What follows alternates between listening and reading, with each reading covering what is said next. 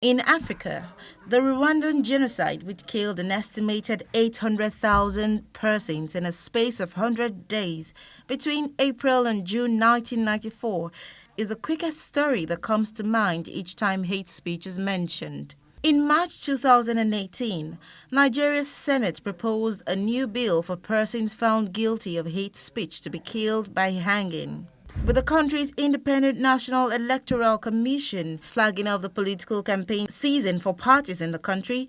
Hate speech is a common reason this public lecture is being held. The whole idea of hate speech by this government is nonsense. Because how do you define hate speech? Who decides it? Who defines it? Who punishes it?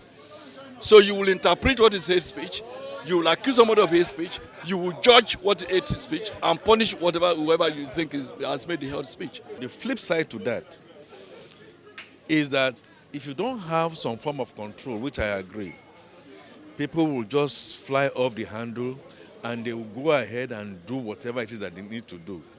So I think it has to be a hybrid of some control, some common sense, some responsibility, some civic duties, and then we'll be able to get there.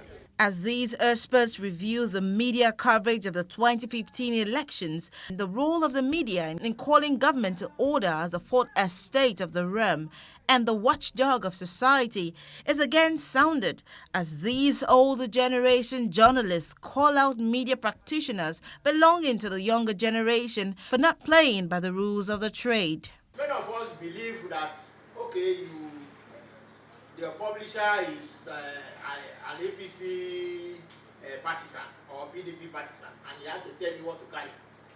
As an editor, your training, as you are doing to your people in the Unilag and those from other institutions that are here, you are training them not to take the crap as the man who pays the piper dictates the tune. The initial primary responsibility for getting facts right rests with the reporter, not with the editor. So if a reporter gets his facts right, it makes things easy for an editor.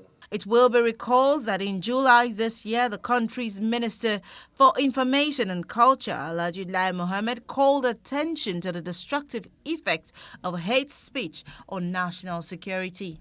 With less than 90 days to Nigeria's general elections, experts are continually divided on what really constitutes hate speech, while others think that it is a mere attempt by government to gag the truth. Others also think that whatever the truth is, there must be social responsibility attached to telling the truth.